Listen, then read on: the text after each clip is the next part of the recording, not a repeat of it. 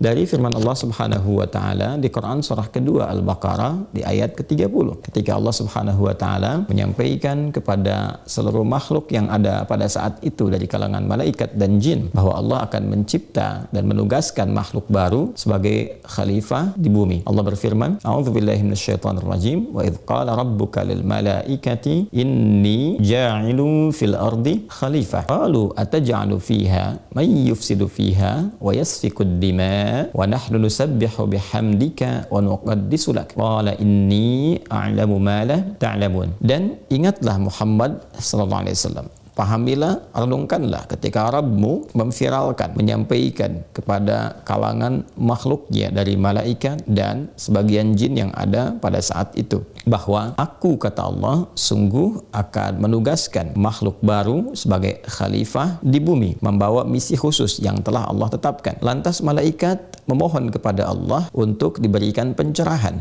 istiksyaf, meminta oleh Allah dicerahkan, diberikan informasi, ya Allah, bagaimana fungsi ini diemban oleh makhluk yang Engkau ciptakan itu? Apakah akan berpotensi menghadirkan kerusakan, pertumpahan darah, dan juga aspek-aspek lain yang kontraproduktif? Sementara Engkau ciptakan kami, malaikat, itu concern untuk ibadah. Maksud malaikat, kata para mufassir, jika memang tujuan sebagai khalifah di bumi ini puncaknya adalah ibadah, maka malaikat selama ini banyak beribadah kepada Allah, maka meminta pencerahan dari Allah Subhanahu wa taala. Ini bukan bentuk pernyataan, bentuk protes atau bentuk keberatan, tidak. Ada sebagian yang menurut para ulama tafsir kurang tepat memahami sehingga dikesankan ini sebagai bagian dari bentuk protes atau keberatan. Tidak. Ini bukan bentuk keberatan, bukan bentuk protes, tapi lebih dalam bentuk penghambaan kepada Allah untuk meminta pencerahan, hikmah, ilmu, pengetahuan yang kiranya malaikat belum sampai ke sana.